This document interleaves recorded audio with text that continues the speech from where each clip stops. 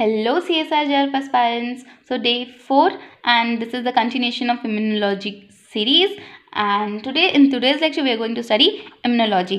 Okay, antibody structure. Let's start with antibody structure. Antibody ये complete है जो ये है antibody structure. ठीक है, antibody structure में basically दो चेन्स होते हैं. एक तो लाइट चेन्स होते हैं, ये दो जो लाइट चेन है ये दो डार्क चेन्स है. ठीक है, सॉरी हैवी चेन है. जो लाइट चेन को हम कापा और लैम्डा भी बोलते हैं.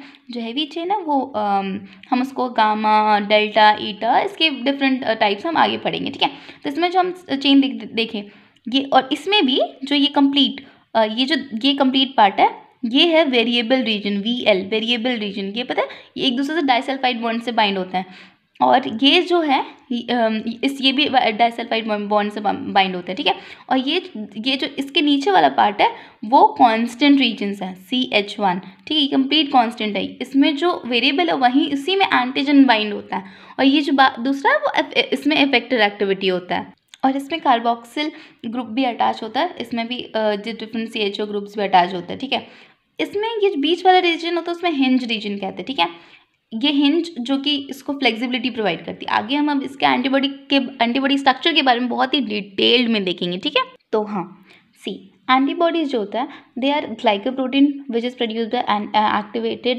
Bye activated B cells. Antigen or antibody interaction involves non-covalent interaction like hydrogen bonding, van der Waals, hydrophobic interaction, electrostatic interaction, etc. Antibody basically हमने अभी देखा था 2 identical heavy chains और 2 identical light chains होते हैं. जो N terminal होता है, end of the heavy chain or light chain contains paratop. N terminal ऊपर वाले की बात हो रही है, ये जो structure है ये this is N terminal contains paratop which is interact with the epitope of the antigen. ठीक है, okay. On the base of the constant region of heavy chain 5 different types of antibodies are present. तो ये हमने अभी बताया था ना, ये जो है ये कांस्टेंट रीजन है. तो डिफरेंट हैवी चेन्स के मैंने बताया था. जो कांस्टेंट रीजन है उसके 5 वेरिएबिलिटी है, जिसमें कि अल्फा, लैम्डा, म्यू, डेल्टा, ईटा. ठीक है, एंटीबॉडीज जो होता है alpha A, gamma, mu, M, D, delta, E, ईटा. ठीक है, और उसके सब क्लास है A और G का सब क्लास है. A का है immunoglobulin A and immunoglobulin A2. G का है G1, G2, G3, G4. ठीक है, ना LC जो है वो लाइट चेन है, और जिसको हम कांस्टेंट रीजन भी बोलते हैं. जो लैम्डा होता जो हमने जो लाइट चेन है जो ये हमने ऊपर वाला पढ़ा था. ठीक है, उसका 2 वेरिएबल होता है, बेसिकली वो कांस्टेंट रीजन होता है. उसका है लैम्डा का, लैम्डा 1, लैम्डा 2, और कैपा का कोई वेरिएबल नहीं होता, उसका कैपा होता है. ठीक है, so heavy chain is made up of variable region and a long constant region at C terminal end. ठीक है, light chain also contain variable region at N terminal and small constant region C terminal. ठीक है, तो हमने अभी देखा ये antigen binding domain और ये हमारा कांस्टेंट रीजन. कांस्टेंट रीजन का जो स्ट्रक्चर है वो CH1, CH2, CH3, CH4 4 होता है. ठीक है, और उसमें और कांस्टेंट रीजन में CH1 हिंज रीजन होता है, CH2, CH3, और ये बेसिकली M और E का ये स्ट्रक्चर है. कांस्टेंट रीजन का ये M और E का CH1, CH2, CH3, और A और G का जो होता है उसमें हिंज में आता है. याद रखना है ADG में हिंज रीजन होता है CH2 की जगह. ठीक है, जो एक वेरिएबल रीजन होता है ना उसमें 3 CDR होता है, कॉम्प्लीमेंट्री डिटरमाइनिंग रीजन, और 4 वेरिएबल रीजन होते हैं, जिसमें कि एक variable region is equal to 3 CDR. तो टोटल 4 वेरिएबल रीजन होता है, तो उसमें 4 अगर वेरिएबल रीजन तो कितना होगा 12 CDR है ना. एंटीबॉडी लाइक IgM, IgE जो हमने अभी देखा उसमें 4 डोमेन्स होता है. In the constant reason 4 domains होता है, और antibodies like ADG contains hinge region after CH1 domain. ठीक है, hinge region is region, जो hinge region है ना, ये जो hinge region है उसमें ना बेसिकली अमीनो एसिड जो प्रेजेंट होता है वो होता है proline, lysine, cysteine, aspartic acid, PKCD. ठीक है, and the main function of hinge region is to provide the flexibility to antibody so that it can easily interact with the epitope of the antigen, difficult epitope of the antigen. जो hinge region होता है ना is highly susceptible for proteolytic digestion. ठीक है, तो basically 2 to 5 amino acid at the N terminal end of the antibody is highly variable in nature. ठीक है, and it is mainly responsible for antigen interaction.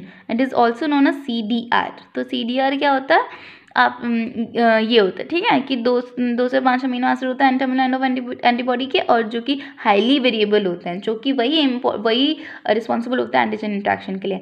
After CDR, that is the complementary determining region, antibodies contain framework region, constant region, ठीक है। अब हम देखते हैं proteolytic digestion of IgG। हम इससे पहले हमें IgG का स्ट्रक्चर देखना पड़ेगा। बेसिकली IgG का जो मॉलिक्यूल है 150 किलो डाल्टन का होता है और इसका ये स्ट्रक्चर होता है नॉर्मल, ठीक है, मोनोमर होता है। ये हिंज रीजन है ना, प्रोटीलाइटिक डाइजेशन हमने भी देखा कि प्रोटीलाइटिक डाइजेशन के बहुत सबक्रिटिकल होता है हिंज रीजन, तो उसको पेपेन करता है। पेपेन जो होता है वो हिंज रीजन को ये करता है, ये दो कंप्लीट ये सब डाइसल्फाइड बॉन्ड से बंधे हुए होते हैं, ठीक है। और ये वाले रीजन को होता है जो ये जो हमारा कांस्टेंट रीजन है उसको पेप्सिन डिग्रेड करता है, ठीक है। अब देखो फैब रीजन जो होता है, ठीक है, वो फ्रैक्शन ऑफ एंटीजन बाइंडिंग।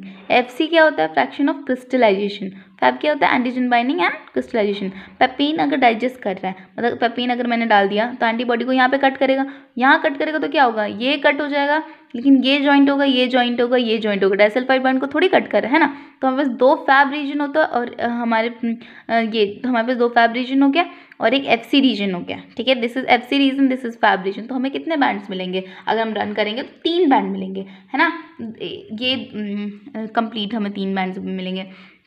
उसके बाद अगर हम पेप्सिन से डाइजेशन करवा रहे हैं, ठीक है, below hinge region and the constant region, ठीक है, यहाँ कट करेगा, राइट। तो क्या होगा, यहाँ कट करेगा, बिलो ये हिंज रीजन है, यहाँ कट करेगा, तो ये तो अटैच्ड रहेगा, मतलब हमें FAB का 2 पार्ट मिलेगा, ये अलग अलग मिलेगा, ये तो 2 पार्ट मिलेगा, तो एक ही में आ गया, है ना। ये एक कंप्लीट हो गया, ये एक दूसरा हो गया, तो ऐसे हो जाएगा, ठीक है। अगर हम रिड्यूसिंग एजेंट डाल रहे हैं, मीन्स बीटा मैक्रोप्रोथेनॉल डाल रहे हैं, तो क्या होगा, तो अगर फॉर एग्जांपल DTT उसका एग्जाम्पल है, तो उसमें क्या होगा, सारा डाइसल्फाइड बॉन्ड टूट जाएगा, ये टूट जाएगा, ये टूट जाएगा, ये टूट जाएगा। तो कितना हमें मिला, ये कंप्लीट 1 2 3 4, तो कंप्लीट कितने 4, मतलब 2 हैवी चेन 2 लाइट चेन, कितने 4 बैंड्स मिलेंगे। तो ऐसे क्वेश्चंस कभी कभी एग्जाम में पूछे जाते हैं, ठीक है। अपॉन पैपिन डाइजेशन वही चीज़ है, अब इसको लिखी हुई है कि 2 identical FAB are produce FC fragment and FAB is a monovalent in nature and can not participate in immune reaction, ठीक है। हमने मल्टीवेलेंट होना चाहिए। Upon pepsin digestion bivalent FAB generate होता है। अपॉन बीटा मैक्रोप्रोथेनॉल रिड्यूसिंग, तो इससे क्या होता है, रिड्यूसिंग एजेंट होता है, उससे क्या होता है IgG विद रिड्यूसिंग, इससे क्या होता है आइडेंटिकल हैवी चेन मिलता है और आइडेंटिकल लाइट चेन मिलता है, ठीक है। On the basis of location, 2 different types of antibodies are present in human. Basically soluble antibody होता है, surface antibody होता है, ठीक है। soluble antibody हमारे ब्लड में प्रेजेंट होता है एंड पार्टिसिपेट करता है इम्यून रिएक्शन में। surface antibody वो हमेशा IgM और D में होता है, are present on the surface of B cell where they act as a B cell receptor, ठीक है। IgM interact with the foreign antigen and activate B cell. IgM जो होता है, IgM का जो स्ट्रक्चर होता है पेंटामेरिक होता है, एक्सेप्शन है इसमें नेचर। जब ये IgM जब ब्लड में प्रेजेंट होता है ना, तो वो मोनोमेरिक फॉर्म में प्रेजेंट होता है B सेल के ऊपर, ठीक है। और जब वो सरफेस पे when present on the surface of B cell, ठीक है, हाँ। बेसिकली IgM जो है पेंटामेरिक होता है जब ब्लड में होता है, लेकिन जब B सेल के सरफेस पे होता है वो मोनोमेरिक के फॉर्म में होता है। ये एक्सेप्शन है M के लिए, ठीक है। अब हम टाइप्स ऑफ एंटीबॉडीज़ देखते हैं, ठीक है। अब हम हर एक एंटीबॉडीज़ का हम प्रॉपर उसका स्ट्रक्चर देखेंगे, उसके फंक्शंस देखेंगे और उसका प्रॉपर्टी देखेंगे, ठीक है। तो जैसे कि टाइप्स, पहला एंटीबॉडी है, ठीक है, IgG बेसिकली 80% होता है, मतलब ज़्यादा कॉन्सेंट्रेशन होता है, मोनोमरिक होता है, ठीक है। इसमें 4 सब क्लास होता है, G1 G2 G3 G4, accept IgG2 सारे क्रॉस करते हैं, IgG2 सारे क्रॉस करते हैं प्लेसेंटा को। जैसे 6 मंथ का गेस्टेशन पीरियड होता है तो IgG प्रेजेंट होता है फीटस में, फिर जब देखते हैं तो वो आइडेंटिकल होता है जो कि मदर में, इसलिए हमें पता है कि वो क्रॉस करता है। It participation in the agglutination and the opsonization, specially G1 G3 participate in type 2 and type 3 hypersensitivity. हम आगे पढ़ेंगे हाइपरसेंसिटिविटी के बारे में, तो याद रखिएगा कि G जो होता है ना वो टाइप 2 और टाइप 3 में दोनों में हेल्प करता है। And activate complement system which is a classical and is predominant antibodies produced during secondary immune response, ठीक है। IgG का जो स्ट्रक्चर होता है वो ऐसा होता है, मोनोमरिक है, ठीक है। मोस्ट कॉमन एंटीबॉडी होता है, it's in blood and other body fluids, मतलब सीरम, एंड प्रोटेक्ट करता है हमें बैक्टीरिया से, वायरल फंक्शन से भी प्रोटेक्ट करता है, ठीक है। सॉरी, अब हम सेकंड जो देखेंगे IgM है, it is pentameric in nature having decavalency, 4 मतलब 10 वैलेंसी होता है। Due to the steric hindrance all the antigen binding sites are not occupied, ठीक है, सारे नहीं होते क्योंकि स्टेरिक हिंड्रेंस हो सकता है। First antibody produce by neonates, जब हमारे जो फीटस होता है, जब न्यूनेट्स होता है, वो पहला एंटीबॉडी जो प्रोड्यूस करता है वो IgM ही करता है, 10% कुछ टोटल होता है बॉडी में, ठीक है। फर्स्ट एंटीबॉडी टू प्रोड्यूस दोनों प्राइमरी और सेकेंडरी रिस्पॉन्स में। In primary response it is predominant compare to IgG, ठीक है। प्राइमरी रिस्पॉन्स में ये प्रीडोमिनेंट होता है, ठीक है। फिर अब इसका स्ट्रक्चर देखते हैं। हाँ, तो इसका स्ट्रक्चर ऐसा है कुछ, ठीक है। ये देखिए इसमें 10 है, मतलब 1 2 3 4 5 6 7 8 9 10, ठीक है। तो इसमें J चेन होता है बेसिकली, जो डाइसल्फाइड बॉन्ड से बना रहता है between J chain and C terminal of the heavy chain, ठीक है। तो ये कंप्लीट इसका स्ट्रक्चर है IgM। अब हम स्ट्रक्चर देखते हैं। How many bands will be produce if IgM is resolved on reducing page, ठीक है। रिड्यूसिंग पेज में जब डालते हैं तो कितना IgM का बैंड आएगा, तो बेसिकली 3 हैवी चेन आएंगे, एक लाइट चेन, एक JC आएगा, ठीक है। अगर हम डीनेचरिंग नॉन रिड्यूसिंग पेज डालेंगे तो सिंगल बैंड आएगा SGS का, ठीक है। नेटिव पेज डालेंगे तो भी सिंगल बैंड आएगा। इसमें क्यों आएगा इतना, क्योंकि हम रिड्यूसिंग में डाल रहे हैं, मतलब SGS डाल रहे हैं। IgA तीसरा जो है IgA 15% होता है, ठीक है। इट इज़ IgA डाइमेरिक होता है और इसमें टेट्रावैलेंसी होता है।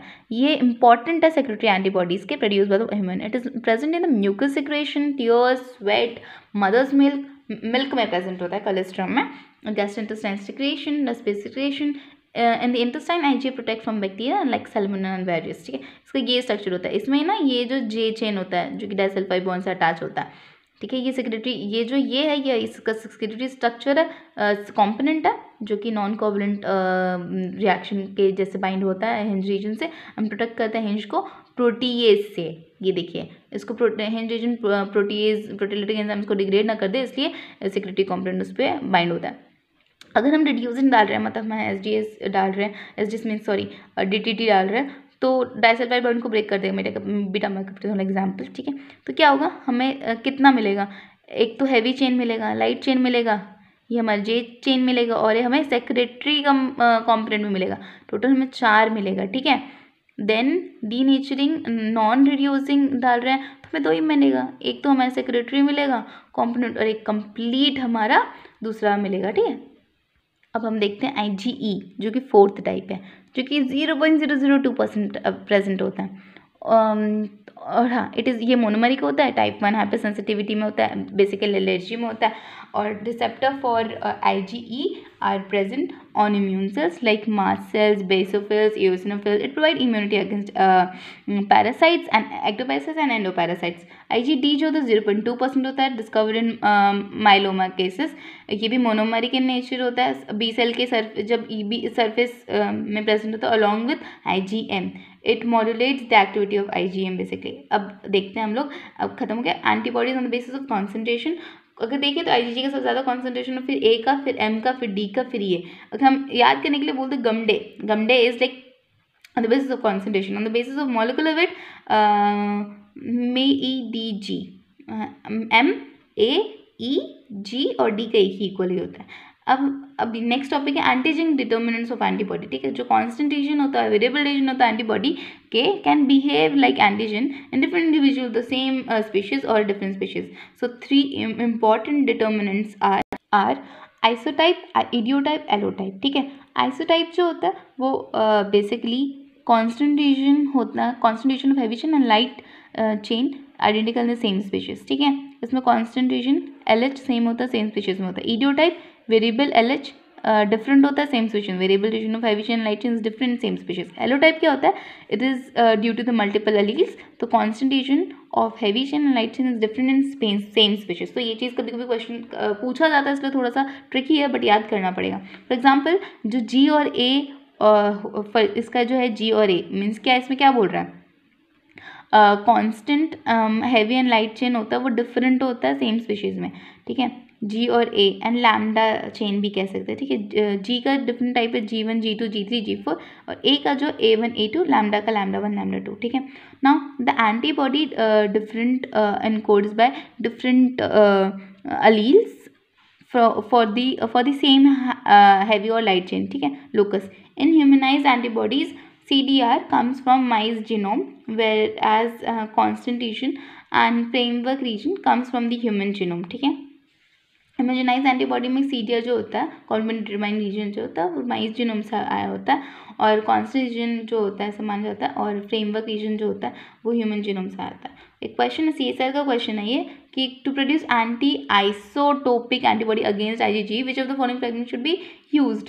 तो basically constant region of heavy chain and light chain is identical same species, तो कांस्टेंट रीजन ही यूज़ करेंगे. अगर रैट में heavy chain is injected into rat का हैवी चेन अगर हम इंजेक्ट करें माइस में, it will show maximum reactivity with which of the following component. तो बेसिकली अगर हम हैवी चेन डाल रहे हैं तो माइस के IgM से रिएक्ट करेगा पहले तो, और माइस के लैम्डा लाइट चेन से रिएक्ट करेगा. ठीक है, greater the phylogenetic distance higher will be the variation present in the antibody. ठीक है, ये एक नोट है. अब देखते हैं two important properties of antibodies